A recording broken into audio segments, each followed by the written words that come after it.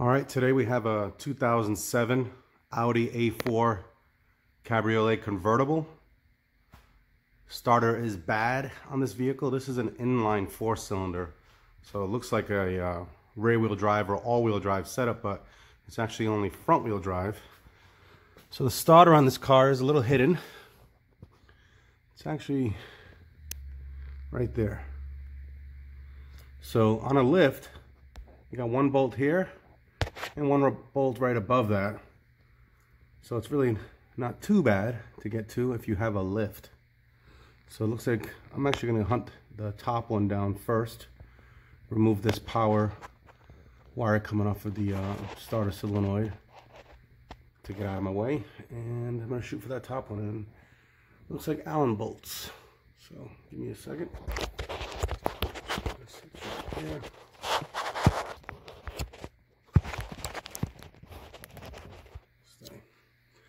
Be right back.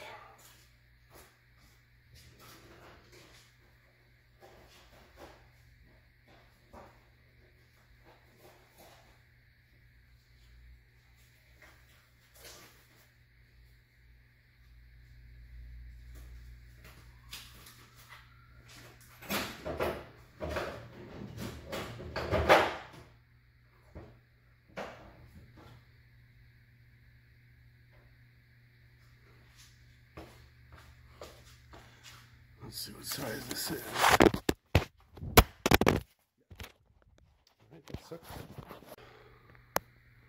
Let's see what size this guy is. First try. This is a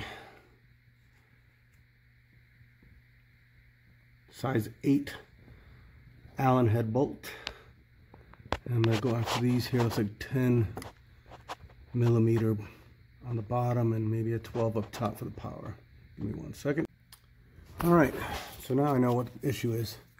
So this bolt down here, really simple to get to. The bolt up there is not actually through the top. It's actually through the back. And there's like no way to get to it. So there's a heat shield in the way. The turbo's up there.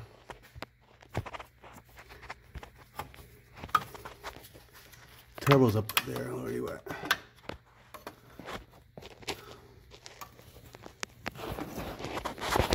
Can't even get to it. Turbo's in the way. I'm gonna try. Crack the bottom bolt loose and she comes right out.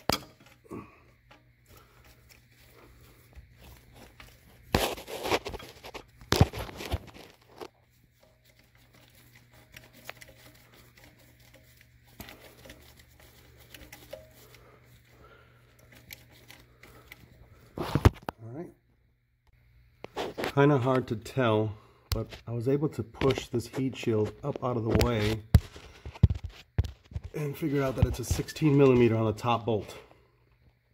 16 millimeter. I got a hand wrench on it right now. I'm going to try to crack it loose. Let's see what happens.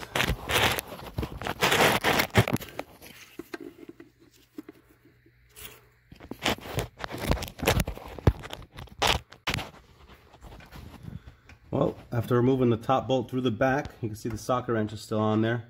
16 millimeter. You know, very little at a time. The bolt did come off. Removed all the harnesses. As you can see here, there's the wire harness clip right there. Then this guy. And then this one. Here's the old. Here's the new. So once the top bolt was removed, it was easy to pull the whole starter out, the harnesses, the clips. Putting the new one in, I lined up the bottom bolt first, got it hand tight, and then through the back pushed the top one in, and little by little tighten up the top some more. When I got it lined up perfectly, I actually snugged up the bottom one, and then it made the top one go in a lot easier. It was, like I said, very little by little with a 16 millimeter on a ratchet wrench. I do not have a 16 millimeter ratchet box wrench, but had I had one, it might have been a little bit simpler. Unfortunately, my ratchet wrenches go from 15 to 17. But she's in there, all lined up. Real simple. Had to move these heat shields out of the way. And there's one there. And the one right above the starter. Had to move up out of the way a little bit. Right there. And now it's all back in place. And let's see if she works. Let's get the battery plugged back in. See what happens.